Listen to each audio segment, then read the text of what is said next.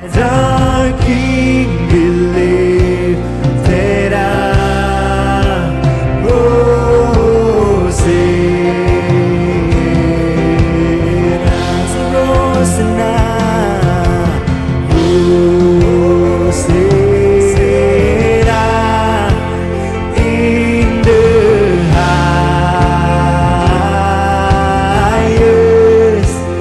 Let the King believe that I was not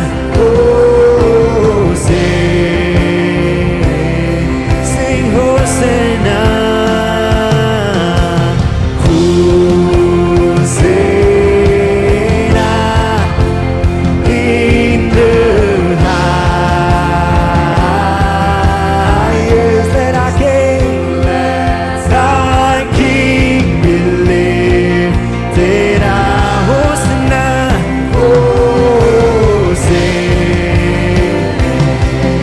Saya undang Bapak Ibu Saudara sekalian untuk bangkit berdiri dan nyanyikan Hosanna in the highest. Let our King believe that I'm Hosanna. Let's declare we lift it higher. We lift it higher, higher, higher. We lift it higher. Jesus, you, Jesus, you, Jesus, you. We lift it higher, higher, oh, Jesus, you, Jesus, you, Jesus, you, Jesus, you. We lift it higher, higher. We lift it higher. So let our King believe that let our King believe. One more time, sing, let our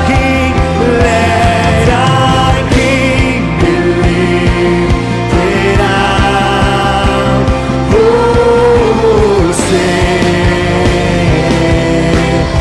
Sing Hosanna, Hosanna in the highest.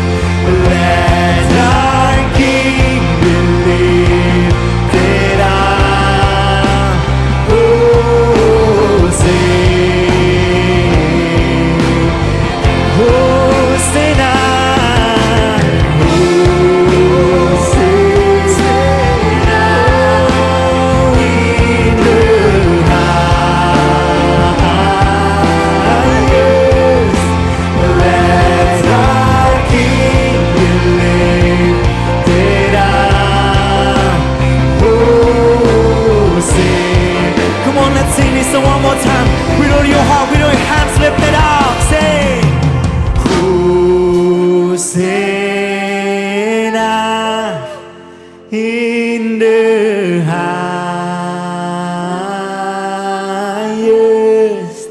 Let our King believe that I'm Hosanna. Sing, let our King believe that let our King believe that let our King believe that I'm Hosanna.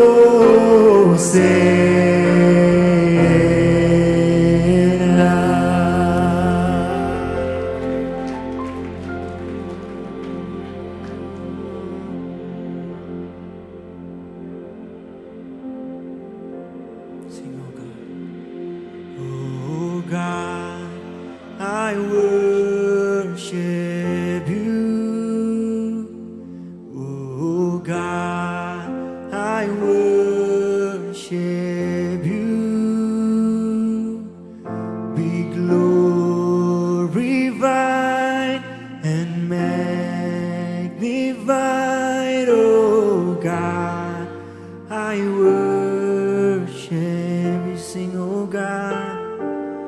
Oh God, I worship. Yes, Lord, we worship your name. Oh God, I worship you. Be glorified, be glorified and magnified, oh God, I worship you. We sing glory to God. Glory to God in the highest, for your great and matchless name. I worship you and honor you. You're lifted up in this place, Jesus. Jesus the Son, there's no others. Heavenly King, Lamb of God, you alone, for you alone, the Holy One, you're lifted up in this place. Oh God, I worship you. Oh God, I worship you. Be glorified and magnified, oh God, I worship you. Oh God, I worship you. Oh God, I worship you. Be glorified and magnified, oh God, I worship you. Mari kita nyanyikan lagu ini dari awal. Glory to God. Glory to God in the highest, for your great and matchless name. I worship you, oh God. I worship you and honor you. You're lifted up in this place, Jesus. Jesus the Son, there's no others. Heavenly King, Lamb of God, for you alone, the Holy One, you're lifted up in this place. Oh God, I worship you. Oh God, I worship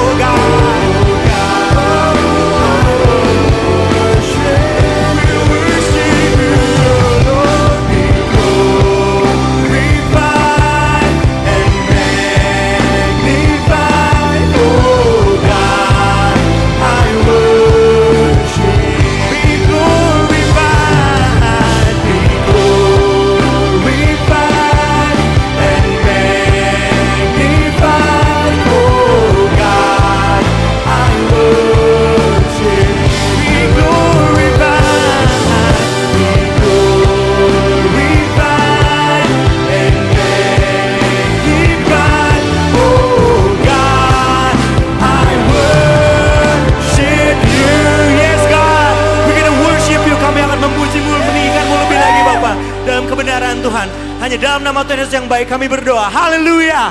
Amin.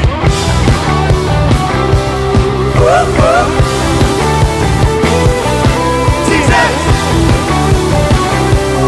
Everybody shout Jesus. Bebas terlepas, kuasa maut terhempas.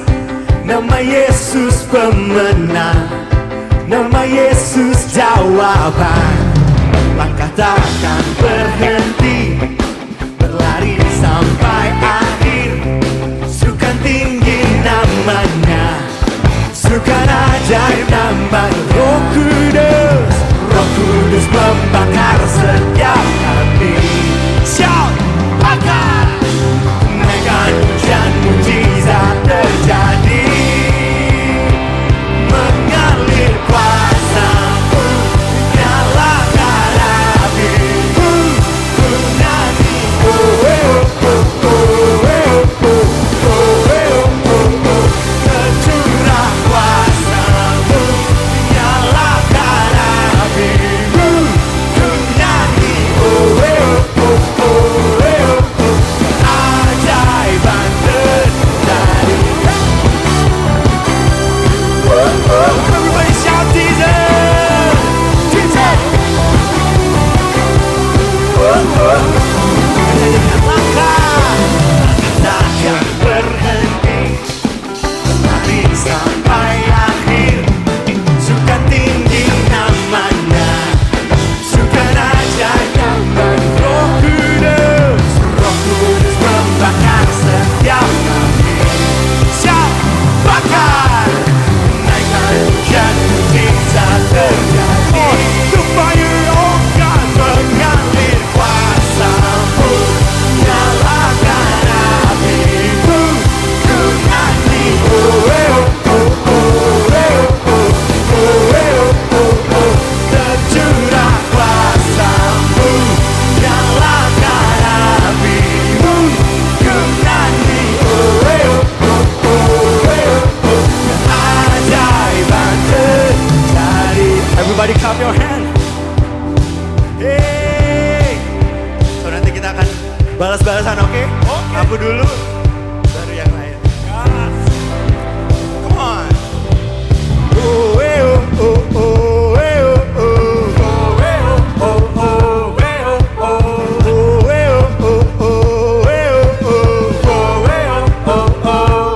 Are you ready? Oh,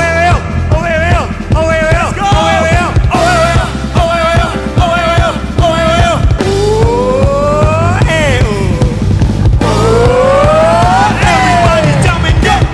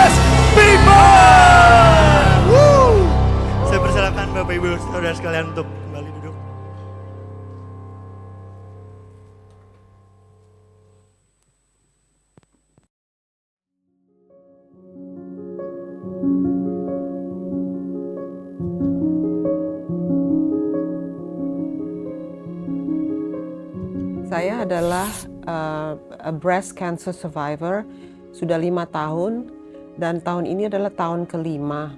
Saya mau bersaksi ketika tahun ini saya menerima hasil darah saya yaitu CA153 yang biasanya saya di angka 14, tetapi dari awal tahun itu naik terus dari 17 naik ke 20.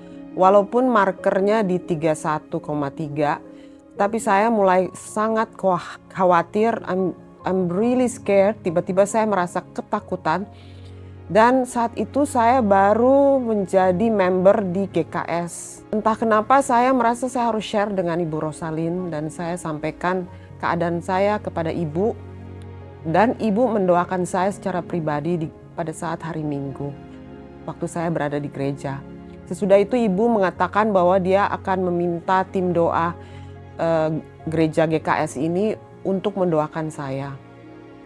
Saya sangat terharu loh, sangat terharu. Jadi saya merasa saya tidak sendiri, bahwa ada orang-orang yang mau mendoakan saya. Jadi ketika saya menjalankan radiologi, yaitu berupa USG dan CT scan dengan kontras yang mana harus disuntik semacam liquid masuk ke dalam tubuh saya tidak merasa takut sama sekali, malah saya merasa sangat tenang ketika menghadapi semua ini. Sesudah radiologi berlalu, saya menunggu hasil dan ternyata hasil USG payudara saya bersih, tidak ada sama sekali sel kanker. Hasil CT scan abdomen perut juga bersih, tidak ada sama sekali kanker. Dan hasil CT scan toraks saya juga demikian, jantung saya baik, paru-paru yang mungkin menjadi sasaran kalau ada metastasis itu pun bersih. Saya mengucap syukur untuk semua doa-doa yang telah dilakukan oleh gereja GKS. Saya merasa saya benar-benar kali ini feel safe, feel secure, that I am in a family, that I have a family. Yang mana sebelumnya saya tidak pernah merasa begitu. Saya tahu Tuhan Yesus luar biasa, Tuhan Yesus besar, Tuhan Yesus baik. Tetapi saya juga merasa bahwa gereja ini luar biasa dan sangat baik terhadap saya, sehingga mau mendoakan saya dengan luar biasa. Saya tahu hasil ini memang betul-betul kita harus kembalikan semua kepada Tuhan, tetapi dengan ini saya mau minta terima kasih yang luar biasa kepada seluruh jemaat GKS. Terima kasih, thank you so much, and I feel so much better, dan saya mempunyai sukacita yang luar biasa pada hari ini. Terima kasih banyak, God bless. Hallelujah, praise the Lord. We are on the move. Benar-benar kita di sini semua satu keluarga bersama dengan Tuhan ya saudara. Kita bukan jemaat biasa. Kami menyambut jemaat dan keluarga yang sudah mengikuti ibadah ini secara online atau live streaming. Kami mengajak Anda untuk dapat ikut serta beribadah secara onsite di Wisma RMK Lantai 5 Jakarta Barat. Kami juga ingin menyambut bagi Anda yang baru pertama kali hadir di Gereja Kemuliaan Sion Light to the Nations. Welcome home. Kami ingin mengajak Anda untuk dapat fellowship bersama kami di ruangan lounge lantai 4 setelah ibadah selesai.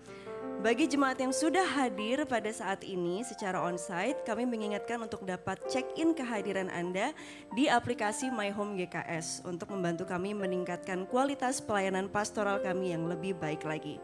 Silakan check-in kehadiran Anda masing-masing sekarang. Informasi yang pertama, akan diadakan pertemuan Builders Coordination Night pada hari Senin 14 Juli 2025 pukul 7 malam bertempat di The Peak Wisma RMK Lantai 5. Seluruh volunteers yang terlibat dalam pelayanan di gereja ini diwajibkan untuk hadir dalam pertemuan ini. Yuk lakukan RSVP kehadiran Anda di aplikasi My Home GKS. Selanjutnya, Connection atau Ibadah Connect akan diadakan pada hari Sabtu 26 Juli 2025 pukul 10 pagi bertempat di The Hall Wisma RMK Lantai 4. Dalam Connection kali ini kita akan belajar mengenai kasih bersama Evangelis Yehuda Lazuardi. Pastikan jemaat dewasa muda untuk dapat hadir dalam ibadah connection kali ini. Lakukan RSVP kehadiran Anda di aplikasi My Home GKS. Dan yang terakhir, Divisi Education akan mengadakan kelas switch dengan tema Speaking in Tongues, di mana kita akan belajar mengenai bahasa roh.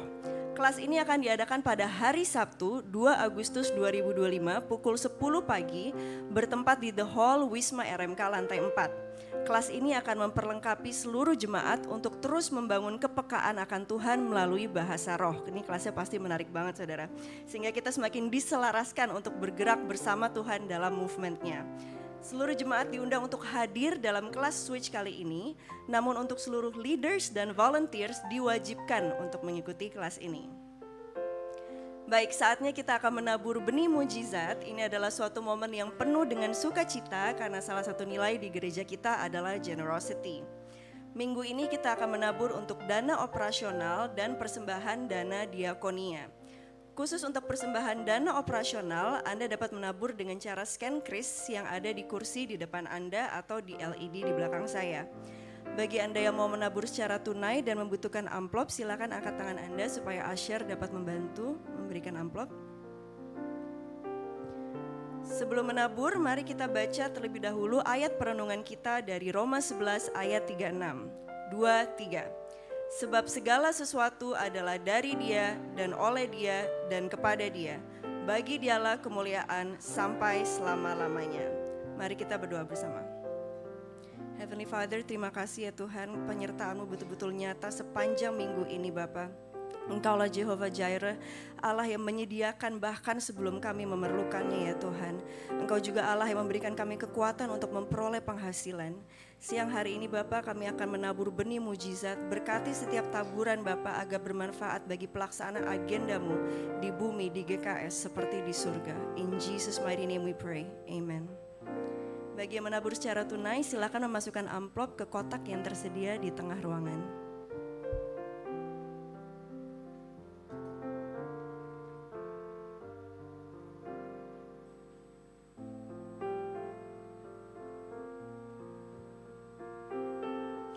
Baik, kini saatnya kita akan melakukan family time. Silakan say hello satu sama lain selama 90 detik ke depan.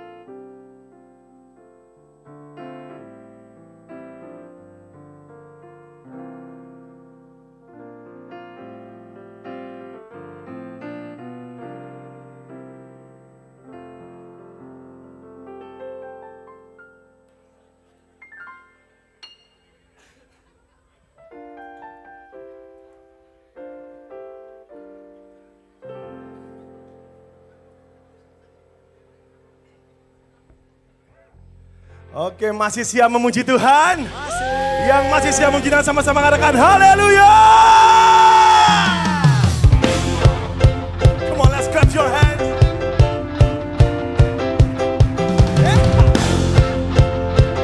Come on, let's shout. Let's shout. 1, 2, 3.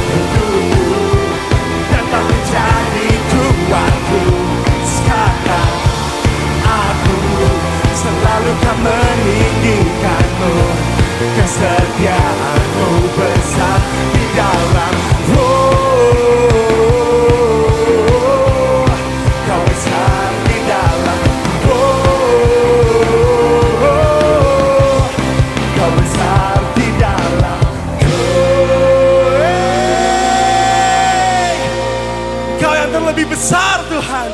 Sebab ada yang di dalamku lebih besar daripada yang ada di bumi ini.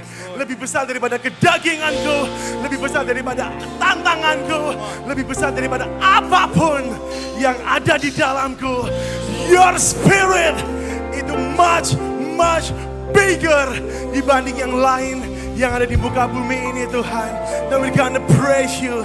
Now we're gonna declare your name. We're gonna worship you, Lord. Jesus, Jesus, Jesus.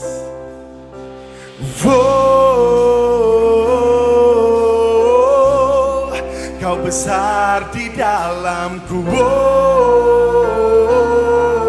Oh, kau besar di dalamku. Oh, kau besar di dalamku. Oh,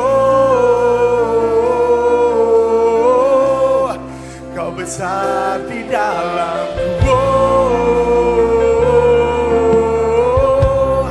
kau besar di dalamku. Oh,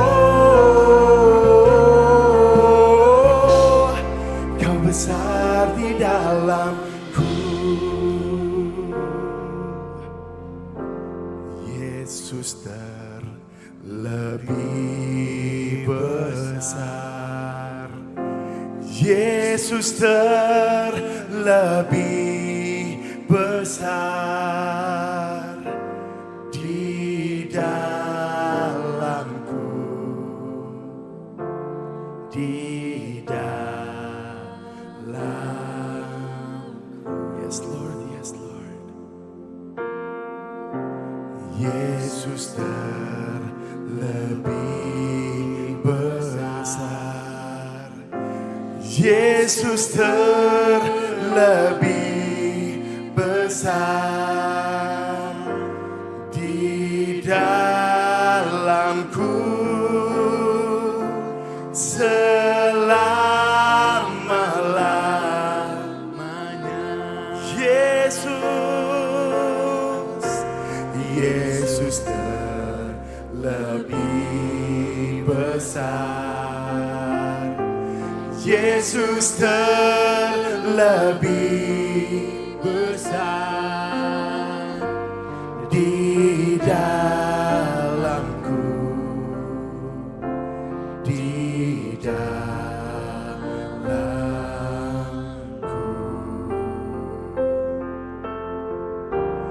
Yesus terlebih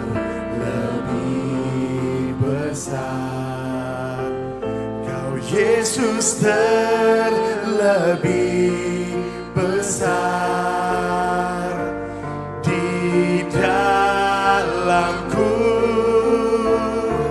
selama-lamanya. Yesus, oh, Yesus terlebih besar. Yesus terlebih besar. Oh yes Lord, yes Lord. Di dalamku, di dalamku. Engkau terlebih besar Tuhan. Yesus terlebih besar. Yesus terlebih besar di dalamku selama-lamanya. Di dalamku, di dalamku selama-lamanya. Di dalamku, di dalamku selama-lamanya.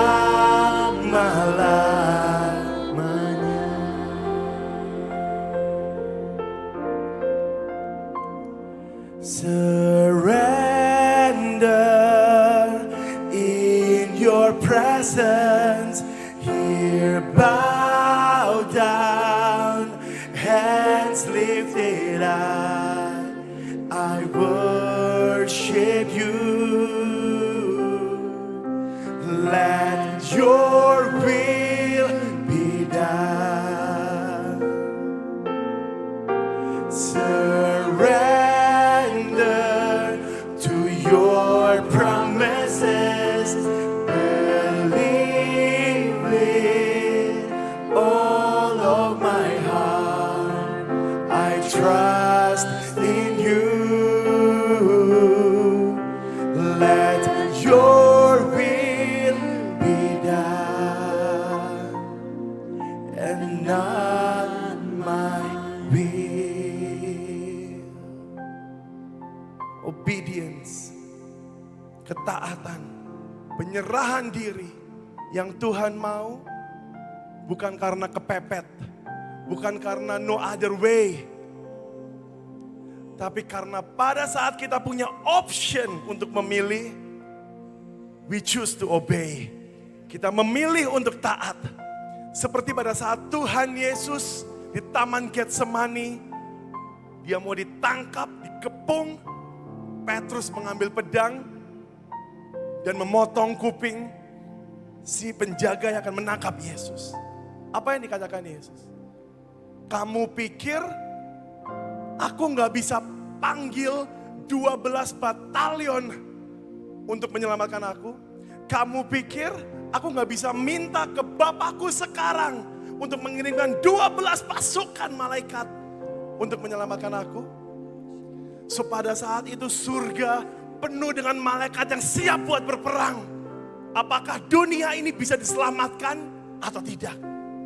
So at that time if Jesus say, pada saat itu kalau Tuhan Yesus berkata, I give up, aku menyerah. Dan pasukan surga menyerang bumi, habis semuanya. Tapi dia memilih apa? Untuk berkata, not my will, but let your will be done, Father. Let your will be done, Father, not my will. Let your will be done, not my will. So sekarang kita di tempat ini, kita yang sudah memilih buat datang ke gereja pada siang hari ini, apakah kita mau menyerahkan hidup kita kepada Tuhan? Walau kita punya opsi menyerahkan hidup kita kepada dunia, apakah kita mau menyerahkan hidup kita kepada Tuhan? If yes, come on, let's sing this song together with all of your faith and say, surrender in your presence. Here bow down, hands lifted up. I worship you. Let your will be done. Surrender, surrender to your promises. Believe with all of my heart. I trust in you. Let your will be done. Surrender, surrender.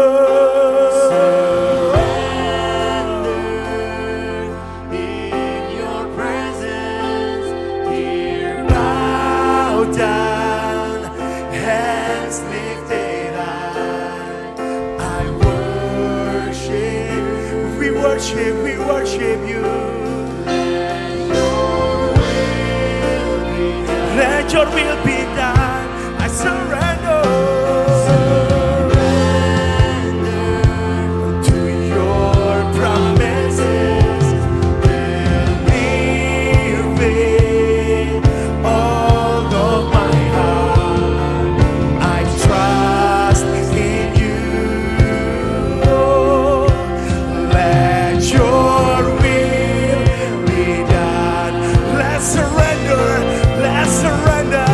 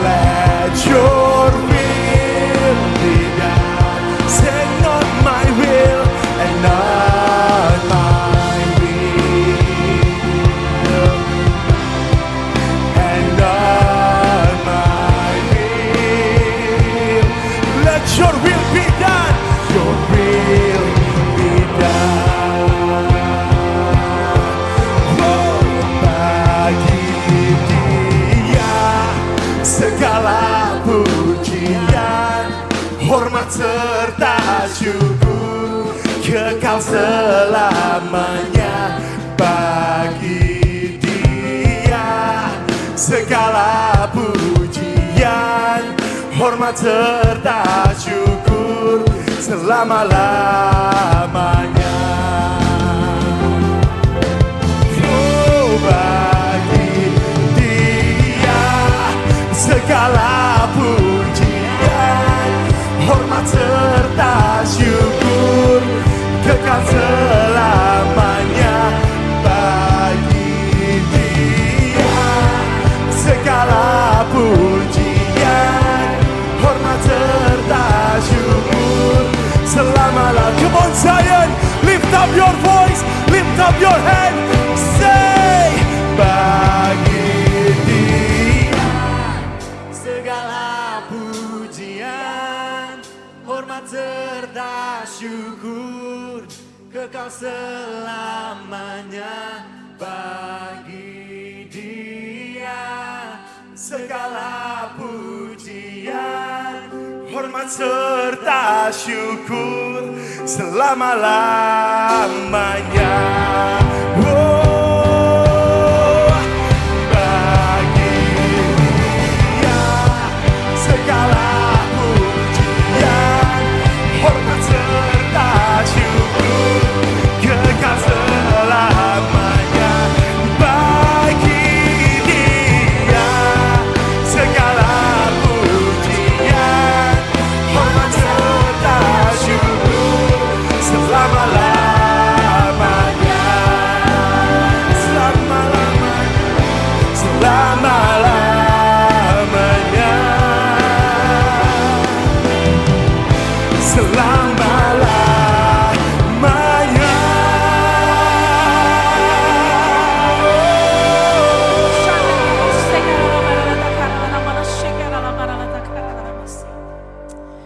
Thank you Jesus, terima kasih Tuhan.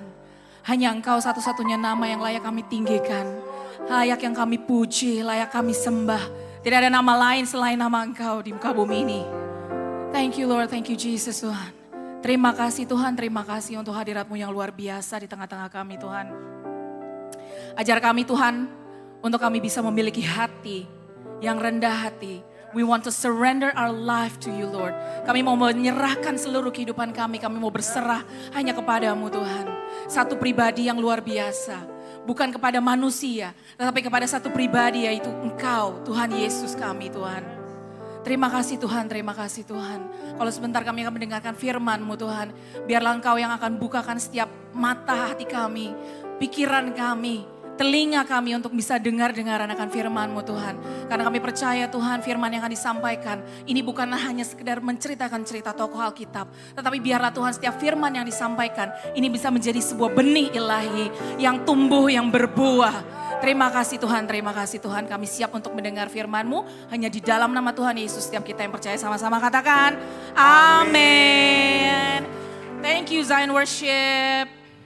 Silakan duduk Bapak Ibu Saudara.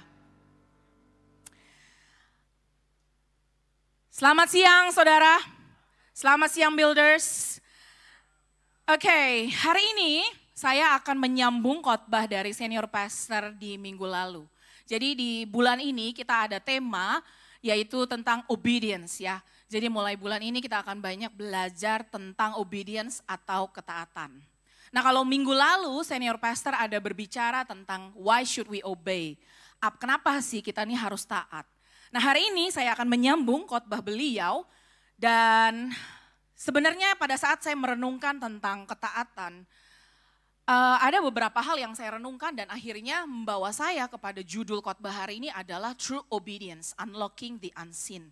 Ketaatan yang sejati, yaitu yang akan membuka sesuatu yang tadinya tersembunyi yang kita nggak bisa lihat, one day kita bisa lihat. Nah jadi pada saat saya merenungkan ini, saya melihat bahwa mengacu kepada pengajaran budaya-budaya sekarang gitu ya, culture yang zaman-zaman sekarang, values-values yang dibagikan, yang kita bisa temukan di social media ataupun yang lainnya gitu ya. Banyak orang mengajarkan tentang yang namanya kebebasan. People are talking about freedom, independence. berbicara tentang kepada diri sendiri gitu ya. Nggak mengandalkan yang lain tapi mengandalkan diri sendiri. Berbicara tentang independence, tentang freedom. Lalu banyak orang yang bicara tentang just do your own thing. Lakukan apa yang menurut kamu benar, yang menurut kamu nyaman, selama nggak nyusahin orang. Itu yang banyak sekarang diajarkan saudara. Di social media itu terutama ya, banyak sekali influencer-influencer yang mengajarkan tentang seperti itu. Dan semakin kesini saya semakin melihat bahwa banyak juga karena banyak yang mengajarkan seperti itu sebenarnya cara halus dunia itu lagi mengajarkan tentang yang namanya untuk gak taat saudara. Gak mau diatur. Yang bicara tentang pokoknya selama gua gak nyusahin orang terserah gua. Mau aturannya kayak apa ya itu suka-suka gua. Yang penting kan gak ngerugiin elu, gak nyusahin elu, suka-suka gua. Ini yang sekarang banyak sekali diajarkan di culture sekarang ini. Dan akhirnya itu yang membawa saya kepada perenungan. Sebenarnya yang namanya freedom, yang namanya preferensi diri sendiri, bukan berarti kita nggak boleh punya preferensi ya saudara. Tapi ketika kita bicara sesuatu yang terlalu berlebihan, hanya itu yang dirayakan oleh dunia, tapi nggak merayakan yang namanya ketaatan juga, itu jadinya ekstrim. Ya, jadinya terlalu merayakan, terlalu celebrate something yang sebenarnya harusnya baik, tapi karena itu yang terlalu ditekankan, jadinya nggak baik. Segala sesuatu yang baik kalau dilakukan berlebihan juga nggak baik. Nah jadi itu yang membawa saya kepada perenungan bahwa zaman sekarang ini banyak sekali anak-anak muda terutama gitu ya. Dibombardir dengan namanya pengajaran tentang entah itu rebellion, tentang pokoknya gue gak peduli orang tua gue ngomong apa, yang penting suka-suka gue. Atau ada aturan apa ya, aturan bahkan ada orang bercanda, aturan dibuat untuk dilanggar gitu kan. Banyak yang pada bikin itu bercanda, tapi lama-lama bercanda gak punya bercanda, itu lama-lama menjadi sesuatu yang terpatri di dalam kepala kita, itu bisa menjadi mental block supaya one day kita jadinya mikir gak harus taat nih gitu. Dan itu yang akhirnya belakangan ini banyak sekali nilai-nilai culture di dunia yang mengajarkan setengah benar, setengah enggak. Kalau bicara tentang 100% gak benar tuh gampang ya saudara. Kita udah pasti bakalan tolak kalau kita tahu itu sesuatu yang exactly 100% gak benar. Tapi ketika sudah dikemas sedemikian rupa menjadi 50% atau bahkan 90% benar, 10% salah. Even 99% benar, 1% salah itu bukan kebenaran loh saudara. Karena kebenaran di dalam Tuhan itu 100% akurat. Nggak ada yang namanya 90% benar, 1% salah. Itu tetap namanya tidak benar. Nah makanya ketika saya merenungkan yang namanya ketaatan, saya mencari, saya baca, saya renungkan. Yang namanya ketaatan juga ada dua ketaatan yang kita pikir itu ketaatan tapi sebenarnya bukan taat. Sebenarnya itu masuk dalam kategori ketidaktaatan, yaitu apa? Partial obedience atau ketaatan yang setengah-setengah. Atau ketaatan yang pilih-pilih, kita milih mana aja yang mau kita taat, mana yang gak usah ditaat. Sama yang satu lagi namanya delayed obedience atau ketaatan yang ditunda. Baik itu partial obedience atau delayed obedience, dua-duanya itu adalah ketidaktaatan saudara. Karena itu enggak 100% taat. Karena ada yang kita pilah dan ada yang kita tunda. Itu ketidaktaatan. Nah setelah direnungkan seperti itu, saya semakin merenungkan dan saya makin melihat bahwa yang namanya ketaatan, true obedience, ketaatan yang sejati di dalam kerajaan Allah itu bukan sesuatu yang opsional. In the kingdom of God, true obedience is not optional, it is essential. Di dalam kerajaan Allah, ketaatan yang sejati bukan opsi, tapi itu adalah sesuatu yang harus, yang mendasari. Nah oleh karena itu saya beri judul hari ini khotbah saya adalah The True Obedience, Unlocking the Unseen. Nah kalau kita bicara tentang partial obedience dan juga delayed obedience, apakah ada ceritanya di dalam Alkitab? Kita sama-sama buka dari 1 Samuel 13 ayat yang 1 Samuel 10 dulu. 1 Samuel 10 ayat yang ke-8. Jadi ini ceritanya adalah Saul dan juga Samuel. Jadi pada saat itu Samuel itu bilang sama Saul di 1 Samuel 10 ayat yang ke-8 dikatakan, Saul, engkau harus pergi ke Gilgal mendahului aku. Dan camkanlah aku akan datang kepadamu untuk mempersembahkan korban bakaran dan korban keselamatan. Engkau harus menunggu 7 hari lamanya sampai aku datang kepadamu dan memberitahukan kepadamu apa yang harus kau lakukan. Jadi pada saat itu Samuel lagi bilang sama Saul, kamu nanti kalau orang Filistin datang mau menyerang, kamu tunggu sampai 7 hari dulu. Nanti Samuel yang akan datang, aku yang akan sendiri mempersembahkan korban persembahan. Tapi kita lihat apa yang dilakukan Saul di 1 Samuel 13 ayat yang ke-8 sampai dengan 14. Saul menunggu 7 hari lamanya sampai waktu yang ditentukan Samuel. Tetapi ketika Samuel tidak datang ke Gilgal, mulailah rakyat itu berserak-serak meninggalkan dia. Sebab itu Saul berkata, bawalah kepadaku korban bakaran dan korban keselamatan itu. Nah di ayat 9 Saul bilang, bawalah kepadaku korban bakaran dan korban keselamatan. Tadi di 1 Samuel 10 ayat 8 Samuel bilang apa? Samuel yang akan mempersembahkan korban bakaran. Bukan Saul. Nah di ayat yang ini Saul bilang bawa kepadaku korban bakaran dan korban keselamatan. Lalu ia mempersembahkan korban bakaran. Ini udah pelanggaran pertama nih. Harusnya Samuel yang ngerjain tapi Saul yang inisiatif sok ide ngadi-ngadi dia duluan yang mempersembahkan korban. Lalu di ayat berikutnya, lalu sebab itu Saul berkata, ayat berikutnya, ayat 10, baru saja ia habis mempersembahkan korban bakaran, maka tampaklah Samuel datang. Saul pergi menyongsongnya untuk memberi salam kepadanya. Ayat yang ke-11, tapi kata Samuel, apa yang telah kau perbuat? Jawab Saul, karena aku melihat rakyat itu berserak-serak meninggalkan aku, dan engkau tidak datang pada waktu yang telah ditentukan, padahal orang Filistin telah berkumpul di Mikmas.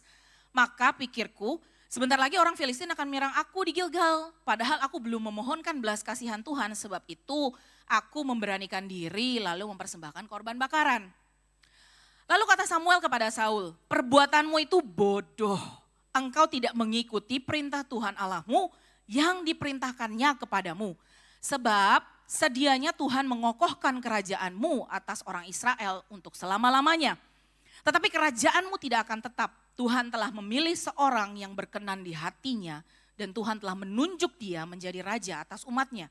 Karena engkau tidak mengikuti apa yang diperintahkan Tuhan kepadamu. Nah, jadi kisah yang pertama, dari tokoh yang pertama ini adalah Saul. Saul ini sebenarnya ada satu momen lagi. Jadi momen yang pertama ini adalah ketika bangsa Filistin mau nyerang dia, yang harusnya dia nunggu Samuel, dia nggak nunggu Samuel. Dia yang berinisiatif ngasih korban persembahan. Kelihatannya baik ya saudara, kelihatannya benar gitu ya. Memang benar harus ada korban, tapi yang ngerjain harusnya Samuel. Tapi di sini Saul berinisiatif, nggak nurut. Dia yang ngadi-ngadi, dia pikir ya udahlah yang penting ada korban nih, gue yang kerjain. Tapi buat Tuhan yang namanya ketaatan bukan ketaatan setengah-setengah. Karena dia yang salah melakukan itu yang harusnya menjadi bagian Samuel, Tuhan lihat itu sebagai bentuk ketidaktaatan dari Saul. Lalu kita lihat lagi, ada satu kejadian lagi di 1 Samuel 15. Ini kita nggak usah baca, tapi ceritanya ini adalah ketika Samuel bilang ke Saul bahwa dia harus menghancurkan bangsa Amalek. Tapi apa yang Saul lakukan? Dia nggak hancurin semuanya saudara, dia sisain. Rajanya Amalek nggak dibunuh sama dia pisahin. Terus bahkan Samuel itu bilang sama Saul bahwa dia harus ngebunuh semua orang Amalek termasuk binatang yang hidup. Nah sedangkan Saul nggak lakukan itu, Saul inisiatif apa saudara? Dia ngelihat ada binatang hidup, dia bilang oh ini bagus nih. Disisain yang bagus-bagus sama Saul, sisanya yang lain semua dibunuh, yang bagus-bagus dia sisain, dia bilang ini bagus bisa dijadikan korban persembahan. Kelihatannya bagus ya saudara, kelihatannya it's for something yang mulia gitu. Kelihatannya mulia loh, mau ngambil binatang yang terbaik untuk dipersembahkan pada Tuhan. Tapi Tuhan gak nyuruh begitu. Jadi itu pun dianggap sama Tuhan sebagai ketidaktaatan dari seorang Saul. Jadi ini yang pertama, cerita pertama dari seorang Saul yang menunjukkan kalau dia ini melakukan yang namanya partial obedience atau ketaatan yang setengah-setengah. Enggak akurat, dia milih taat sebagian. Lalu yang kedua, Ini bicara tentang delayed obedience atau ketaatan yang ditunda. Kita baca dari Yunus 1 ayat 1 sampai yang ketiga. Jadi tokoh yang kedua itu adalah Yunus, bicara tentang delayed obedience. Yunus 1 ayat 1 sampai 3. Datanglah firman Tuhan kepada Yunus bin Amitai demikian. Nah ini saya mau highlight ya saudara. Kalau tadi Saul itu, Tuhan bicara ke Saul lewat perantaraan Nabi Samuel. Samuel yang ngomong. Yunus, ini tuh Tuhan ngomong langsung sama Yunus. Ya. Firman Tuhan datang langsung kepada Yunus, demikian, bangunlah pergilah ke Niniwe, kota yang besar itu, berserulah terhadap mereka, karena kejahatannya telah sampai kepadaku. Ayat ketiga, tetapi Yunus bersiap untuk melarikan diri ke Tarsis, jauh dari hadapan Tuhan. Ia pergi ke Yafo dan mendapat di sana sebuah kapal yang akan berangkat ke Tarsis. Ia dengan sadar nih ya, dengan sadar dia membayar biaya perjalanannya, lalu naik kapal itu ke Tarsis jauh dari hadapan Tuhan. Jadi kalau yang tadi pertama, kisah yang pertama itu adalah Saul, lalu yang kedua ini adalah Yunus, di mana dia mendelay atau dia menunda ketaatannya dia. Ya, jadi dia sengaja pilih tempat yaitu Tarsis. Tarsis itu ujung sama ujung sama Niniwe, jauh gitu ya. Dia pikir dengan dia pergi secara fisik, tempatnya dia pilih yang jauh, dia bisa bebas dari perintah Tuhan, dari panggilan Tuhan. Tapi ya pada saat itu di cerita ini adalah Yunus dengan sadar dia membayar loh biaya kapal itu, memang dia beneran mau pergi. Dia mau lari dari panggilan Tuhan, dia gak mau nurut intinya. Nah jadi dari dua tokoh Alkitab ini, Saul dan juga Yunus, ketika saya renungkan ada beberapa penyebab ketidaktaatan yang mereka lakukan, yang terlihat seperti mereka taat tapi sebenarnya mereka nggak taat, partial obedience dan juga delayed obedience. Yang pertama, beberapa penyebab ketidaktaatan, yang pertama itu adalah impatience atau ketidaksabaran. Jadi kalau case-nya Saul, tadi Saul tuh nggak sabar nunggu Samuel, sampai dia berinisiatif untuk dia yang memberikan korban persembahan sendiri. Karena dia pikir, waduh ini orang Filistin. Keadaan di depan matanya Saul tuh kayaknya bikin dia jadi keburu-buru. Jadi dia melihat kepada sekelilingnya dia yang bikin dia akhirnya jadi gak sabar untuk menanti. Dan gak sabar untuk melakukan sesuai dengan yang seharusnya. Jadi yang pertama penyebab ketidaktaatan itu adalah impatience atau ketidaksabaran. Nah jadi bicara soal ketidaksabaran ini bicara juga tentang timingnya Tuhan saudara. Bahwa berbicara tentang ketaatan kita nggak bisa ngomongin tentang agenda kita sendiri. Kita nggak bisa ngomong tentang timeline-nya kita sendiri. Tapi bicara tentang ketaatan yang sesungguhnya itu juga berbicara tentang timing yang dari Tuhan. Lalu yang kedua, penyebab ketidaktaatan kalau lihat dari ceritanya Saul apa? Yang kedua itu adalah rasa takut. Fear of man, fear of things, fear of losing the people. Kita baca di 1 Samuel 13 ayat yang ke-11. Dikatakan jawab Saul, karena aku melihat rakyat itu berserak-serak meninggalkan aku. Lalu ini di cerita yang korban bakaran ya. Lalu di 1 Samuel yang ke-15 ayat yang ke-24. 1 Samuel 15 ayat yang ke-24 ini di case di mana Saul itu harusnya membunuh seluruh orang Amalek. Di ayat yang ke-24, berkatalah Saul kepada Samuel, aku telah berdosa sebab telah kulangkahi titah Tuhan dan perkataanmu. Tetapi aku takut kepada rakyat, karena itu aku mengabulkan permintaan mereka. Jadi penyebab ketidaktaatan yang kedua ini adalah rasa takut. Fear of man, fear of the things of this world, fear of losing the people. Kita takut sama orang, takut kehilangan. Mungkin case-nya ada tertentu dalam kehidupan kita takut kurang. Ini yang bikin kita salah satu penyebab jadinya kita nggak taat saudara. Karena seharusnya berbicara tentang ketaatan yang sesungguhnya, berbicara tentang takut akan Tuhan. Bukan takut akan manusia, bukan takut akan kehilangan sesuatu, bukan takut akan kehilangan orang. Jadi rasa takut ini bisa menjadi salah satu penyebab kita nggak taat. Lalu poin yang ketiga, penyebab dari ketidaktaatan. Bicara soal pride atau kesombongan. Termasuk salah satunya di dalamnya adalah past experience. Kita merasa kita tahu. Kita merasa kita udah ngerti. Jadinya apapun yang firman Tuhan katakan, kita bilang Enggak begitu. Pengalamanku enggak begitu. Pengalaman pribadi sendiri itu juga bisa menjadi Tuhan dalam kehidupan kita loh. Bisa menggantikan posisi kebenaran firman Tuhan di dalam kehidupan kita. Dan kalau dalam case-nya Saul, nih kita baca sama-sama di 1 Samuel 15 ayat ke-30. Dikatakan, tetapi kata Saul, aku telah berdosa, tetapi tunjukkanlah juga hormatmu kepadaku sekarang di depan para tua-tua bangsaku dan di depan orang Israel. Kembalilah bersama-sama dengan aku, maka aku akan sujud menyembah kepada Tuhan Allahmu. Nah kalau dibaca di ayat yang sebelumnya di 28 dikatakan, Samuel tuh udah ngomong sama Saul bahwa Tuhan itu telah mengoyakkan daripadamu jabatan raja atas Israel pada hari ini. Dan telah memberikannya kepada orang lain yang lebih baik daripadamu. Jadi sebenarnya karena ketidaktaatan Saul, Tuhan juga udah kesel. Sampai akhirnya Tuhan bilang, Tuhan itu mengoyakkan jabatan raja. Jadi di mata Tuhan, Saul itu udah bukan lagi raja atas Israel. Tuhan udah set his heart bahwa dia memilih orang lain untuk menggantikan Saul.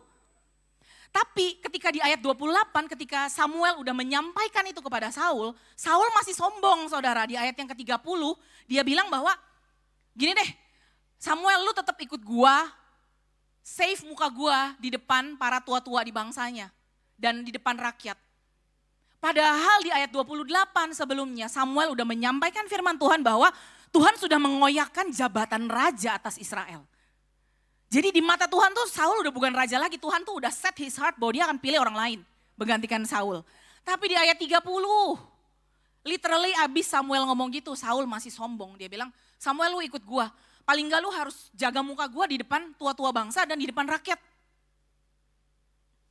So yang ketiga, pride atau kesombongan ini harus kita tinggalkan saudara. Karena kalau ini kita pelihara, gak akan yang namanya kita bisa melakukan ketaatan sejati di dalam kehidupan kita. Karena pride atau kesombongan hanya bisa bertemu dengan ketidaktaatan. Dan ketaatan hanya bisa bertemu dengan humility atau kerendahan hati. Jadi kalau kita pelihara pride, kalau kita pelihara kebenaran diri sendiri, kalau kita pelihara kesombongan kita, gak heran bisa seperti Saul jadinya tidak taat.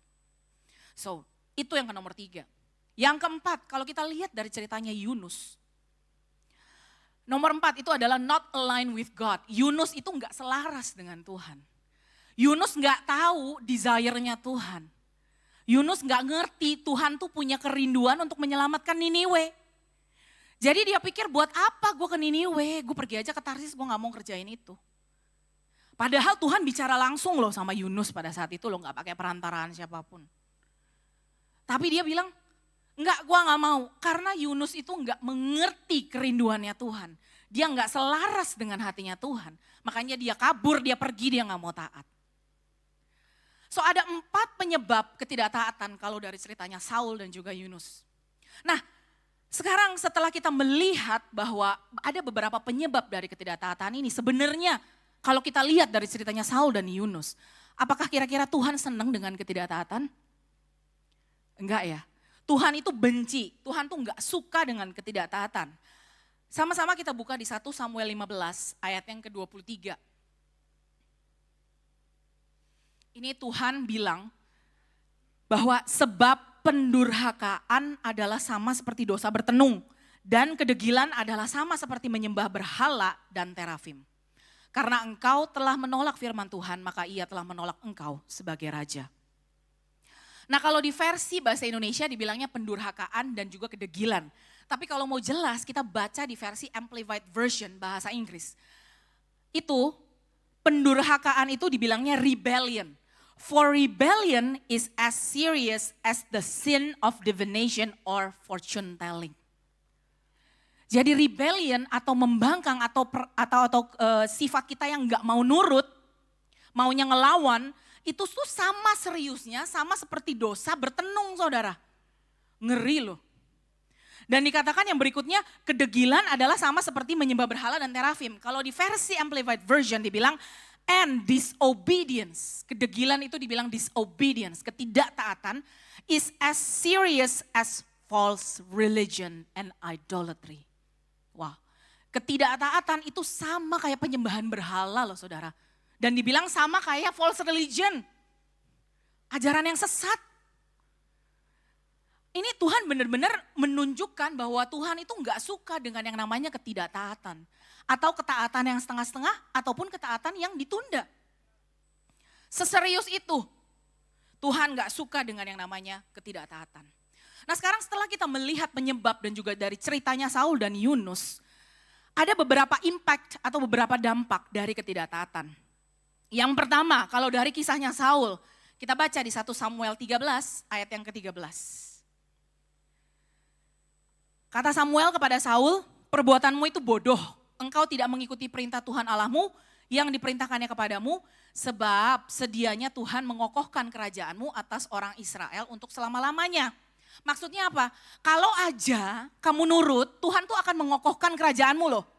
Tapi kamu nggak nurut, jadinya kerajaannya nggak dikokohkan sama Tuhan.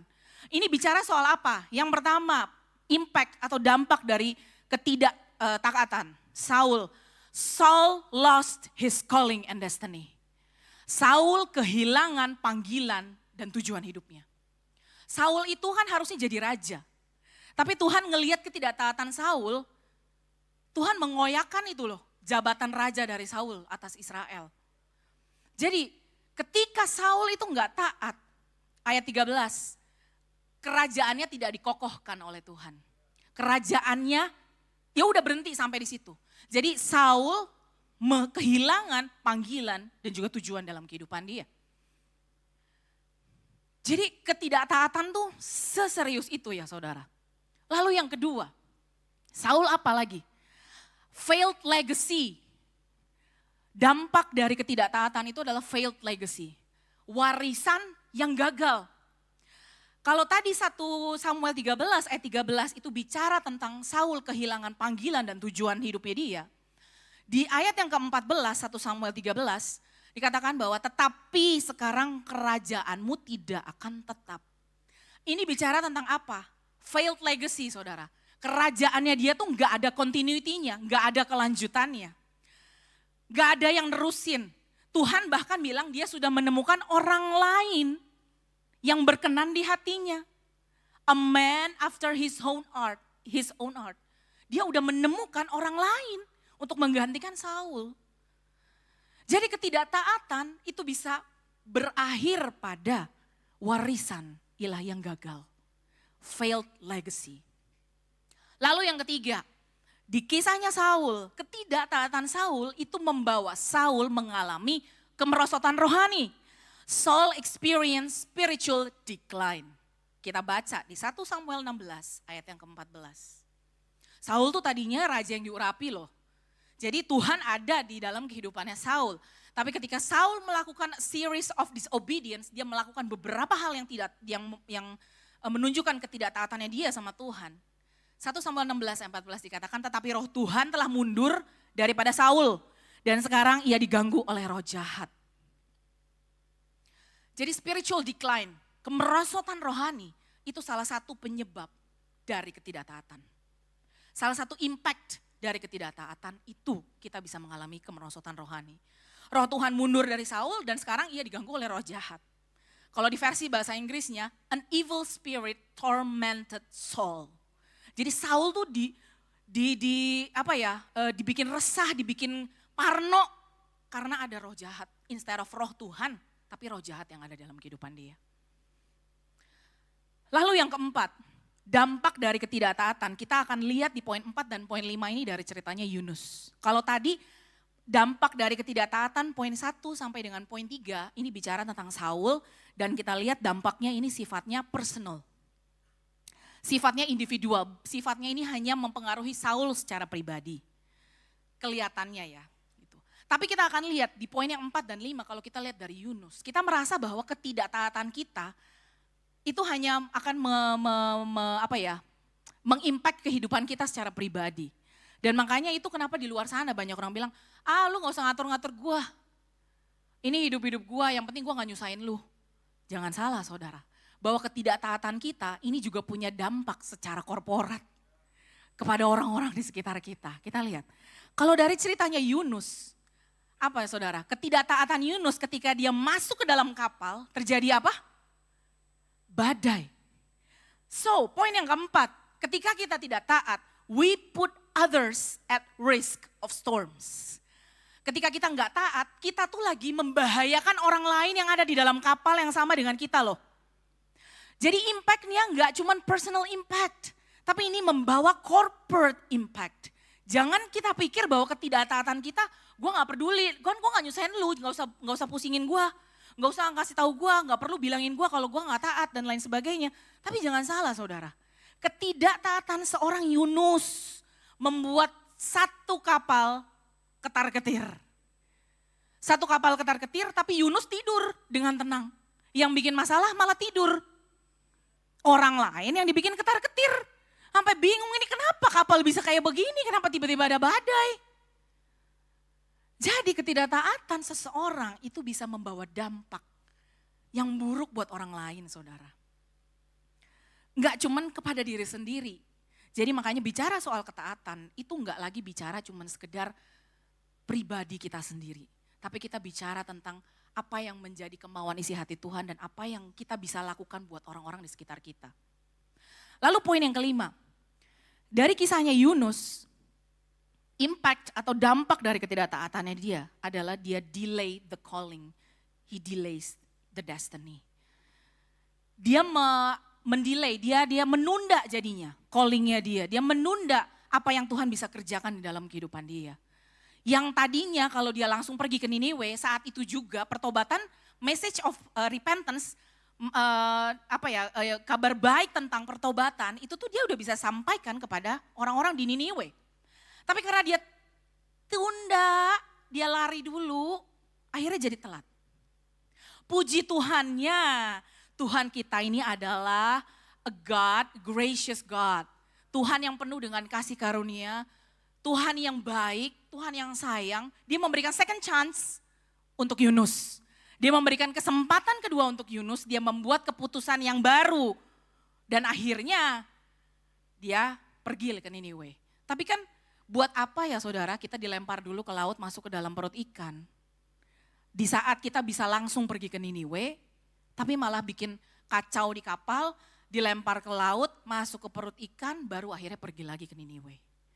So, impact atau dampak dari disobedience adalah delay the calling, poin yang kelima. Nah jadi ketika kita melihat beberapa contoh dari Saul dan juga Yunus tentang ketidaktaatan, sebenarnya kita bisa lihat bahwa Tuhan itu sangat pingin yang namanya kita semua ini anak-anaknya punya yang namanya ketaatan yang sejati. A true obedience. Nah, true obedience itu seperti apa sih? Yang pertama, true obedience is immediate. Ketaatan yang sejati itu sifatnya langsung, bukan besok, bukan nanti, bukan tarsok, bukan ya nanti kalau ingat aja. Enggak seperti itu. Tapi true obedience is immediate. Contohnya apa? Abraham di Ibrani 11 ayat 8 dibilang bahwa Abraham tuh saat disuruh berangkat ke negeri yang akan diterima nanti jadi milik pusakanya, dia nggak tahu itu di mana, tapi dia langsung pergi. Nggak pakai mikir, nggak pakai babi bu bebo, nggak pakai memperhitungkan macam-macam, nggak pakai mikir, aduh nanti ini gimana, nanti itu gimana dan lain sebagainya. Lalu ketika dia lagi disuruh untuk mempersembahkan Ishak, anak satu-satunya, itu anak yang dia nantikan bertahun-tahun loh saudara. Tapi ketika Tuhan minta Abraham menyerahkan Ishak sebagai persembahan, di Kejadian 22 ayat 2-3 dikatakan bahwa saat Tuhan minta Abraham untuk menyerahkan Ishak, Abraham ngapain saudara? Bangun pagi-pagi, langsung siap-siap mau pergi mempersembahkan Ishak. Kalau kita di posisi itu, bagaimana saudara? Udah menunggu menanti sesuatu bertahun-tahun, giliran kita udah punya, Tuhan minta serahin lagi sama Tuhan. Mau gak kita kayak Abraham? Bisa punya gak kualitas ketaatan yang sejati sama seperti kayak Abraham itu? Jadi yang pertama, true obedience, ketaatan sejati is immediate. Itu sifatnya langsung, bukan ditunda, bukan nanti, bukan besok, kapan-kapan atau kapan-kapan pas ingat. Lalu yang kedua, true obedience requires sacrifice and surrender, not understanding. Ketaatan yang sejati itu membutuhkan yang namanya pengorbanan, butuh namanya bayar harga, butuh yang namanya hati yang berserah sama Tuhan, surrender. Dan bukan understanding, bukannya pengertian dulu yang kita minta. Karena berjalan bersama dengan Tuhan, belajar untuk taat dengan Tuhan, dengan firman Tuhan. It's always talking about sacrifice. It's talking about surrender. Selalu bicara tentang pengorbanan, ada harga yang harus dibayar. Dan berbicara tentang penyerahan diri yang sepenuhnya sama Tuhan. Lalu berikutnya, true obedience. True obedience needs to be tested. Ketaatan yang sejati itu harus diuji. Harus melewati proses. Karena kita nggak akan bisa tahu ketaatan kita ini benar-benar taat yang sejati atau cuman karena sekedar keharusan, saudara. Segala sesuatu diuji dengan waktu itu akan bisa kelihatan. Jadi tujuannya Tuhan mau ngetes ketaatan kita tuh apa? He's not asking to take your things. Dia nggak lagi minta untuk, dia nggak lagi mau ngambil sesuatu dari kehidupan kita. Yang dia mau adalah ketika dia mengetes atau dia menguji ketaatan kita. Yang dia mau lihat adalah he wants to reveal what is in our heart. Yang dia mau tuju adalah hati kita. Dia lagi mau kasih lihat hati kita nih isinya seperti apa. Apakah kita benar-benar mengasihi Tuhan makanya kita taat. Atau karena kita masih sekedar sebatas melihat ini sebagai sebuah keharusan. Yang Tuhan mau lihat adalah ketika dites, dia mau lihat kondisi hati kita. Dan di situ kita juga bisa lihat apa yang sebenarnya ada di dalam kedalaman hati kita. Dan biasanya ketika lagi dites, ketika lagi diuji, itu bukan pada saat lagi gampang, saudara. Kalau keadaannya gampang, ya gampang buat kita untuk taat.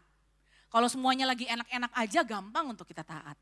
Tapi kebanyakan tes atau ujian dari ketaatan kita, itu datangnya bukan pada saat lagi enak. Tapi justru pas lagi susah, pas lagi kayaknya kok nggak make sense ya, ini kalau gue lakuin ini secara manusia tuh harusnya lakuinnya A, B, C, D, E. Justru itu adalah ujian dari ketaatan kita. Dan ketika ketaatan kita terbukti tahan uji, itu yang menghasilkan ketaatan yang sejati. The true obedience can only be produced after a testing. Lalu ketika kita lihat tentang the true obedience ini, apa sih dampak dari obedience? Apa sih dampak dari ketaatan kita tuh apa? Ini yang paling saya suka. Poin-poinnya. Yang pertama, the impact of obedience, we unlock hidden favor. Kita membuka sesuatu yang tersembunyi yang kita nggak bisa lihat dengan ketaatan kita. Sama seperti Abraham, dia nggak tahu apa di depannya dia, negara yang Tuhan mau tunjukin tapi dia nggak tahu apa-apa. Tapi ketika dia taat, Tuhan bisa kasih tunjuk sesuatu yang dia nggak bisa lihat sebelumnya. So ketika kita bicara tentang ketaatan, ketika kita melakukan ketaatan yang sejati di dalam Tuhan. Yang pertama, we will be able to unlock the hidden favor yang kita nggak bisa lihat. Lalu yang kedua, ini yang paling saya suka banget. Dampak dari ketaatan. We unlock generational blessings. Kejadian 12 ayat 2 sampai 3 itu ada cuplikannya dibilang, olehmu semua kaum di muka bumi akan mendapat berkat. Tuhan bilang sama Abraham, olehmu semua kaum di muka bumi akan mendapat berkat. So ketaatan seorang Abraham itu yang mengakses berkat dari satu generasi ke generasi berikutnya. Ketaatan itu hasilnya nggak selalu instan, saudara. Tapi ketaatan yang sejati pasti memberi dampak jangka panjang dari satu generasi ke generasi berikutnya, ke generasi berikutnya, dan ke generasi berikutnya. So ketaatan kita hari ini yang bisa membawa berkat untuk generasi berikutnya. Your yes today, kalau kita katakan ya pada Tuhan dan rencananya hari ini dan kita taat, ini yang akan menjadi salah satu titik di mana kita bisa membuka blessings upon blessings from one generation to another generation. Jadi sama seperti Abraham, ketika dia taat, bapak orang beriman, dia taat, dia belajar berjalan bersama dengan Tuhan, dia taat, dia obey, dia unlocking the generational blessings. Lalu yang berikutnya, dampak dari ketaatan itu adalah legacy atau warisan ilahi. Legacy itu bicara apa? Pengalaman ketaatan kita berjalan bersama dengan Tuhan, ini bisa menjadi contoh, bisa menjadi cerita untuk diceritakan ke generasi berikutnya. Dan bukan cuma sekedar menjadi cerita, it's not just going to be a story to be told, but it's going to be a legacy to be passed on to the next generation. Ini akan menjadi warisan ilahi yang bisa kita wariskan kepada generasi berikutnya. Bapak Ibu Saudara bisa bayangin gak? Kalau kita lagi berjalan di atas pasir atau kita lagi jalan di tanah gitu ya. Kan kalau kita jalan, di belakang ada bekas kaki kita ya. Ada footstep kita yang ketinggalan ya saudara. Legacy itu bicara seperti itu saudara. Ketaatan kita ketika kita berjalan dari satu ketaatan kepada ketaatan berikutnya, kepada ketaatan berikutnya, kepada ketaatan berikutnya, kepada ketaatan berikutnya. We will leave a footstep, a divine footstep yang generasi berikutnya bisa ikutin. Tinggal ikut, oh ini kaki generasi sebelumnya. Aku tinggal berjalan on the footsteps of the previous generation. Jadi the previous generation mereka nggak perlu lagi struggle. Karena ada generasi sebelumnya yang mau berani berjalan bersama dengan Tuhan. Dari satu ketaatan kepada berikutnya, ketaatan berikutnya, kepada ketaatan berikutnya. Dan kita akan meninggalkan a divine legacy. Warisan ilahi yang kita bisa tinggalkan adalah warisan ilahi terbaik, yaitu perjalanan iman kita. Dari satu ketaatan pada ketaatan berikutnya, pada ketaatan berikutnya. Dan ini nggak bisa dibuat-buat saudara. Ini harus kita jalani. This must be experienced. Bukan cuman diomong, tapi harus kita jalanin. Kalau cuman ngomong, nggak bakalan ada footsteps yang bisa kita tinggalkan for the next generation. Hanya ketika kita berjalan mengambil keputusan dari satu ketaatan kepada ketaatan berikutnya. Hanya ketika kita berani berjalan, itu kita bisa meninggalkan footsteps. Kita bisa meninggalkan jejak ilahi for the next generation. Dan ini, saudara bisa bayangin gak? Ketaatan satu orang bisa meninggalkan warisan ilahi untuk generasi-generasi berikutnya. Sama dengan Abraham, saudara. Abraham berjalan dari satu ketaatan kepada ketaatan berikutnya. Sampai detik ini, ceritanya Abraham bukan cuma sekedar cerita. Tapi ketaatan Abraham untuk melangkah bersama dengan Tuhan. Itu menjadi legacy yang bisa kita contoh sampai dengan hari ini. Ceritanya Abraham gak berhenti hanya di zamannya Abraham. Tapi cerita Abraham masih berlaku sampai detik ini saudara. Jadi ketaatan kita jangan kita anggap remeh saudara. Perjalanan ketaatan kita bersama dengan Tuhan, impact-nya bukan untuk generasi kita. Tapi impact-nya for the next generation. Dan kita mau the next generation to be better than us, right? Kita mau next generation kita, anak cucu kita itu lebih baik dari kita loh. Tapi kalau nggak pernah ada yang memulai, if there is no one, kalau nggak ada satu orang yang berani berjalan dengan taat, yang sejati, nggak akan pernah ada jejak ilahi yang terekam untuk the next generation, saudara. So jangan anggap enteng ketaatan kita bersama dengan Tuhan. Ketaatan kita hari ini memberi dampak from one generation to another generation. Yang keempat, ini juga mantap banget.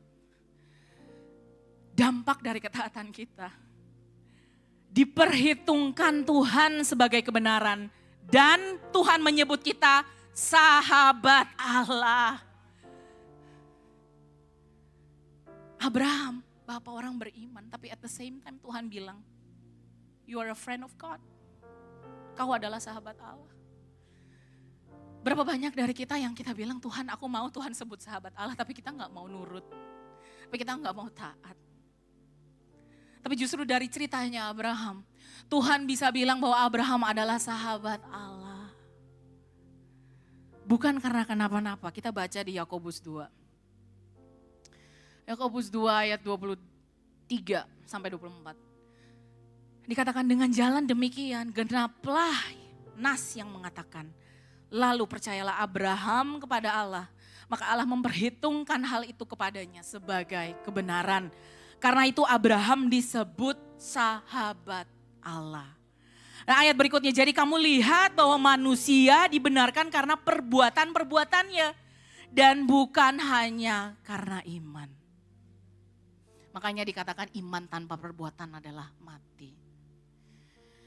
Dan di ayat yang ke-24 dikatakan bahwa manusia dibenarkan karena perbuatan-perbuatannya. Kalau versi bahasa Inggrisnya, versi Amplified-nya, itu dikatakan act of obedience. Ketika kita taat, Tuhan memperhitungkan itu sebagai kebenaran, saudara. Dan makanya Tuhan bisa bilang Abraham, kamu adalah sahabat Allah. Ini luar biasa. Sometimes kita cuma bilang, Tuhan aku mau disebut sebagai sahabat Allah. But the question is, are we willing to obey God's commandment? Apakah kita mau taat dengan segala sesuatu yang Tuhan sudah bicara di dalam kehidupan kita? Baik itu lewat kebenaran firman Tuhan, baik itu mungkin Bapak Ibu Saudara sudah terima banyak profesi, banyak pesan-pesan profetik. Pesan profetik ataupun kebenaran firman Tuhan bisa masuk kuping kanan, keluar kuping kiri, saudara. Kalau kita nggak lakuin, itu hanya akan cuma jadi sesuatu untuk diingat.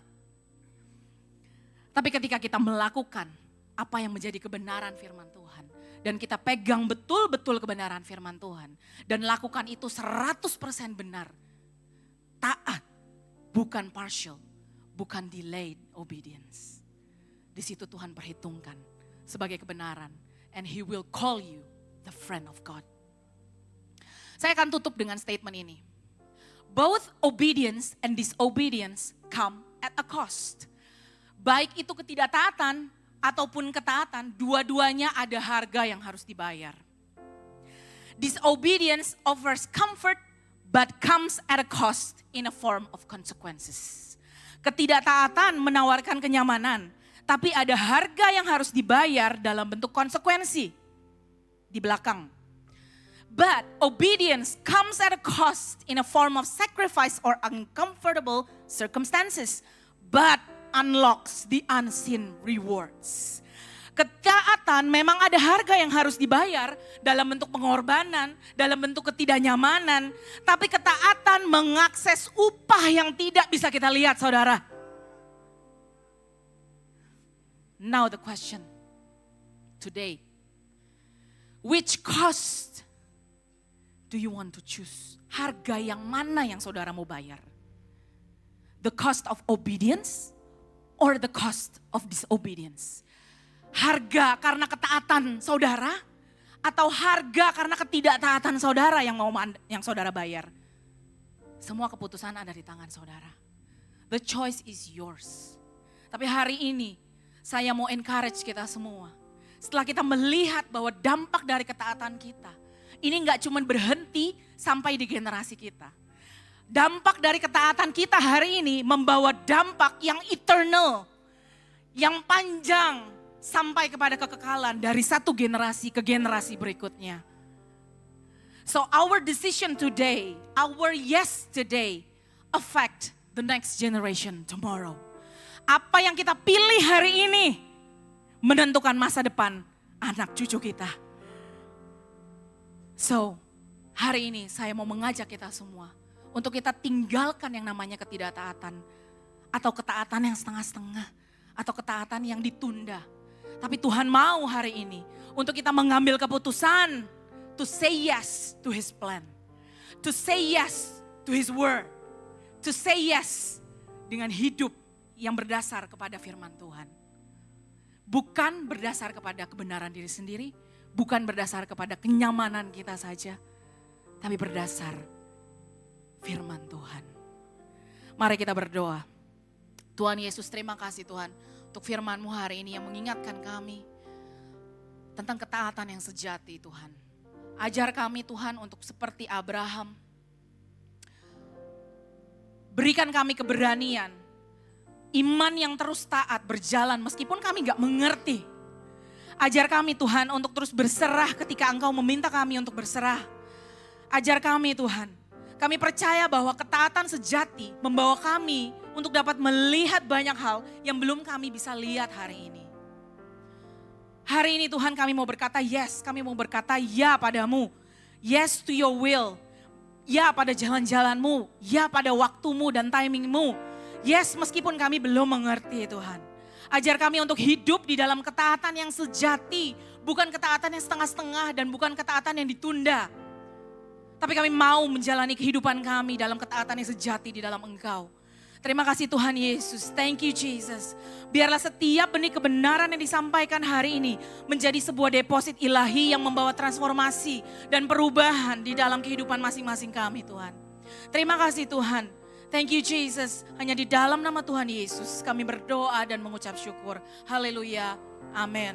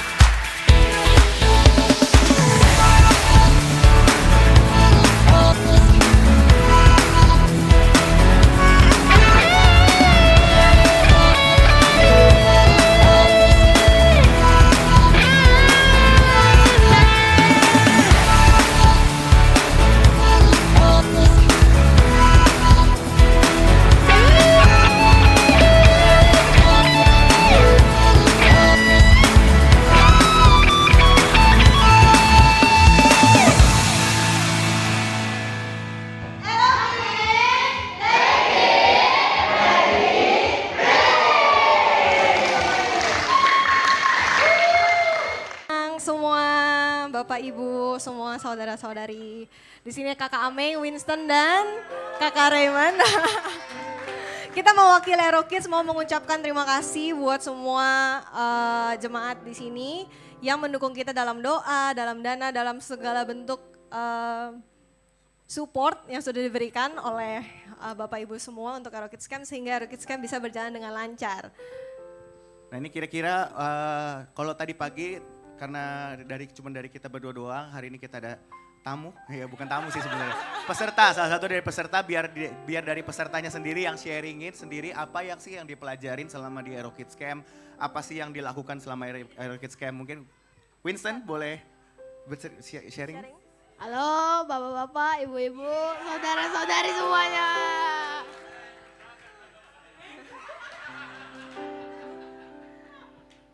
Hari ini saya mau sharing tentang apa yang saya dapat dan pelajari di Aero Kids Camp. Pada Aero Kids Camp, kami diajari untuk menjadi saksi Kristus dan menginjil ke seluruh dunia. Pada misi kali itu, kita tidak sendiri, kita juga dibantu oleh Roh Kudus. Roh Kudus akan membantu kita menginjil ke seluruh dunia juga. Kami juga setiap pagi diajari untuk saling berdoa satu sama lain dan mendoakan staf-staf villa tersebut. Di sana juga ada peraturan yang dapat diteladani untuk dunia aslinya, seperti tidak boleh membuang-buang makanan, tidak boleh komplain, dan harus bersyukur.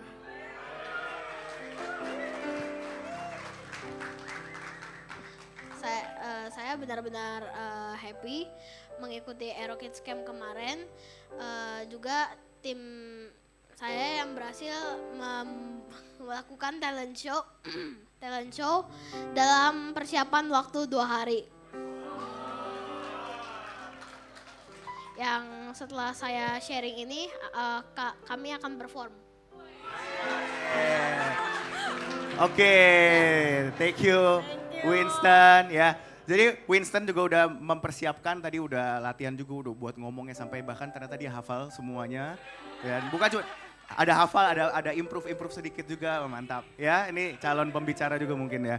Ya, basically dari tadi seperti yang tadi diomongin sama Winston, itu apa yang kita lakukan selama di Aero Kids Camp. Ada beberapa memang kita ada lakukan sebenarnya beberapa aturan, karena kan kita kan di temanya kita Mission Possible gitu ya. Temanya Mission Possible, bahwa di dalam misi itu kita sanggup melakukan segala sesuatu bersama Tuhan gitu, bersama terutama dengan Roh Kudus. Dan jadi salah satu yang kita praktekkan selama di sana adalah seperti yang tadi Winston bilang, kita di sana ada beberapa peraturan. Jadi banyak tuh ternyata pertama-tama yang dapat minusnya banyak gitu, karena mereka komplain gitu ya. Ada yang komplain, ada yang ini karena begitu mereka mengeluarkan kata-kata kayak cuman kayak gitu aja tuh udah minus. Jadi minus berapa banyak minusnya. Nah akhirnya untuk berikutnya kita juga ajarin mereka, kalian tetap bisa dapat extra point. Extra poinnya gede banget. Extra poinnya gede untuk mereka, bagaimana dapat extra poinnya, mereka bisa mendoakan orang di villa tersebut. Staff villa tersebut, dan kita anjurkan khususnya yang belum terima Tuhan Yesus. Jadi mereka untuk mendoakan, dan kalau mereka berani mendoakan mereka dapat extra poinnya gede. Ya itu kita ulang-ulang dan sampai akhirnya beberapa, dan semua tim akhirnya mereka memberanikan diri untuk cari orang dan mereka mendoakan staff di villa di tempat tersebut. Nah bahkan mungkin ada satu yang tadi pagi juga saya bilang bahwa ada satu anak yang berani, bahkan dia biasanya kan mereka ada ketua kelompoknya yaitu kakak-kakaknya juga ya. Biasanya mungkin yang nyamperin dari kakaknya, tapi ada satu kelompok dari anaknya sendiri yang memberanikan diri untuk nanya ke villa staffnya. Bahkan sampai ada salah satu kakaknya di tempat kita, yaitu saya sebut aja kakak Sean ya. Kakak Sean dia sampai pas saya tanya, dia bilang saya sangat impress, saya sangat terinspirasi dari salah satu anak di kelompoknya dia. Karena anak di kelompoknya dia yang ternyata memberanikan diri untuk nanya ke villa staffnya, saya mau doain, kami dari kelompok kami mau doain boleh nggak? Dan akhirnya si kakak Sean sendiri bilang, saya terinspirasi karena ternyata dia berani banget gitu. Itu kan sesuatu yang mungkin orang asing dan juga bahkan orang belum percaya Tuhan, tapi kok dia berani. Jadi dia sendiri bilang, saya sebagai kakaknya saya belajar gitu. Dia belajar dan akhirnya dia juga memberanikan diri untuk berdoa. Jadi dari anak-anak itu mereka memberanikan diri dan bahkan bisa menginspirasi dari kakak-kakaknya. Ya. Dan kita senang banget kalau anak-anak tuh bisa merasakan Roh Kudus secara langsung. Jadi mereka udah gak tanya-tanya lagi kayak, Roh Kudus tuh gimana sih Kak? Mungkin mereka bingung gitu selama ini, tapi pas di camp kemarin kita sangat-sangat bersyukur kalau anak-anak tuh benar-benar bisa merasakan Roh Kudus tuh kayak gimana sih, walaupun mereka nggak bisa menjelaskannya itu, tapi mereka semua tahu oh ternyata the work of Holy Spirit tuh kayak gini gitu. Dan aku percaya buat generasi itu akan ada banyak banget pekerjaan Tuhan di anak-anak juga terlebih lagi. Ya, dan juga seperti sebelum kita perform, karena ini sebenarnya salah satu dari performance-nya ini adalah yang kita kaget juga karena kita kan kasih talent show, kita pikir buat main-main seru-seruan aja. Ada satu kelompok yang disuruh untuk buat lagu. Dan ternyata pas dia bikin lagu, kita kaget pas mereka menampilkan lagunya, saya pas denger, ini saya bahkan sampai ngomong ke kakak Ame, kemudian saya bilang, ini lagunya boleh loh dinyanyiin di Aero Kids Camp, ini bagus loh, ini lagunya bisa untuk anak-anak. Dan kita kaget, ternyata yang menciptakan adalah juga salah satu kakaknya, ketua kelompoknya namanya Grace. Mana Grace? Mana Grace? Ya. Dia bikin lagunya, saya juga kaget dalam 2 hari. Mungkin lagunya simple ya, tapi dalam 2 hari bisa bikin lagu ini dengan semua melodinya juga cocok untuk anak-anak. Kita rasa itu makanya di situ betul-betul kayak mission possible gitu ya. Bahwa bisa gitu anak-anak, ternyata juga kakak-kakaknya juga bisa. Dan sebelum kita lakukan, sebelum kita perform, saya cuma mau menyampaikan kepada orang tua yang taruh anaknya di Aero Kids. Dan juga jangan sampai nanti cuma ada di Aero Kids Camp doang, tapi biarlah ini boleh dilanjutin terus ya di rumah, boleh terus di follow up, boleh terus dipantau. Karena biar bagaimana kami di sini di Aero Kids hanya terbatas seminggu sekali, tapi orang tua itu ada bersama dengan anak-anaknya setiap hari. Jadi kami juga menghimbau kepada setiap orang tua untuk terus follow up anak-anaknya, apa yang mereka dapatkan dan terus supaya mereka bisa bangun terus kehidupan mereka. Ya betul, jadi bukan cuma anak-anak doang tapi kita semua kakak-kakak juga belajar bersama-sama. Kayak kita benar-benar tahu kalau there is nothing impossible kalau kita bersama dengan Tuhan gitu. Jadi mission possible ini benar-benar mission possible dari talent show yang kita benar-benar lihat di situ Tuhan bekerja buat kita semua gitu. Oke. Yuk.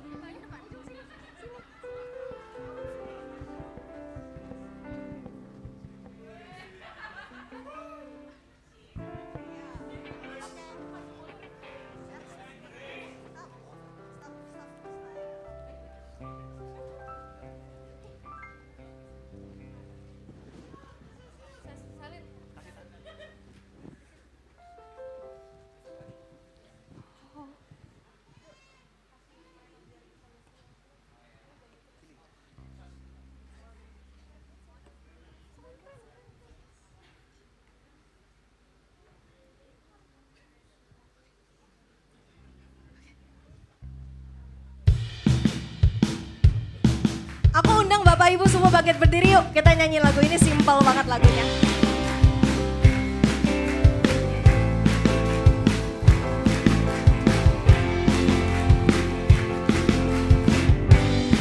Say Jesus, Jesus you're the only one I look for. In every sorrow and sadness, Jesus, you're the only one I look for.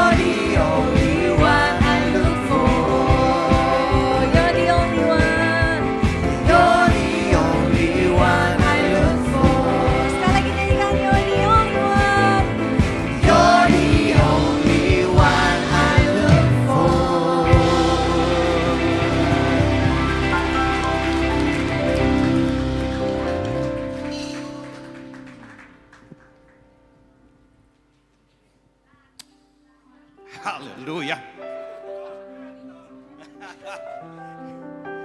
Kalau mau lagi, mic nggak di tangan mereka, ada di tangan Bapak Ibu. Mereka yang bagian goyangnya. Haleluya. Ada di antara anak-anak jadi pingin jadi anak-anak saya.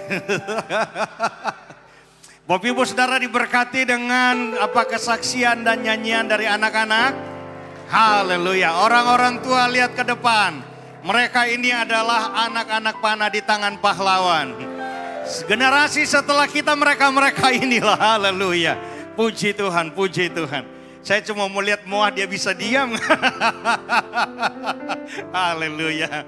Puji Tuhan. Bapak Ibu Saudara, kita diberkati dengan firman Tuhan pesan pada siang hari ini ya.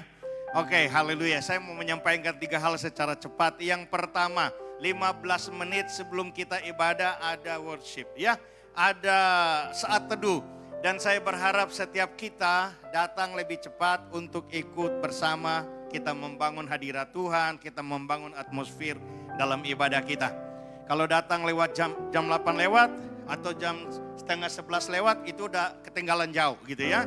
Yang kedua, hari besok Senin tanggal 14 kita ada pertemuan di sini. Ini untuk semua volunteers ya. Kita akan adakan Builders Coordination Night di tempat ini. Jadi saya berharap semua kita datang dan nanti tanggal 2 Agustus divisi pengajaran akan mengadakan kelas switch. Kita akan belajar tentang bahasa roh, bukan belajar bagaimana kita berbahasa roh ya. Harap datang, kalau ini menjadi wajib bagi volunteers dan kemudian bagi jemaat diundang untuk hadir. Untuk kedua pertemuan itu Bapak Ibu Saudara segera RSVP. Oke, kita berdoa yuk. El udah mulai lihat-lihat ke belakang nih, pikir dia mau cari mic rupanya. Bukan. Oke, kita mau berdoa deh. Bapak Ibu Saudara boleh arahkan tangan ke mereka ke depan. Berkati anak-anak ini, kita ucapkan berkat untuk mereka. Mari kita berdoa. Tuhan Yesus, sungguh kami mengucap syukur, kami berterima kasih. Karena anak-anak juga ada di dalam hati dan rencana Tuhan. Itu sebabnya kami memberkati anak-anak kami di tempat ini dalam nama Tuhan Yesus. Dari yang kecil sampai pada kakak-kakak dan juga kakak-kakak pembina kami berdoa. Biarlah sungguh mereka diurapi dan diberkati oleh Tuhan. Kami berdoa api yang telah mereka terima, kebenaran firman yang telah mereka terima dalam camp mereka kemarin.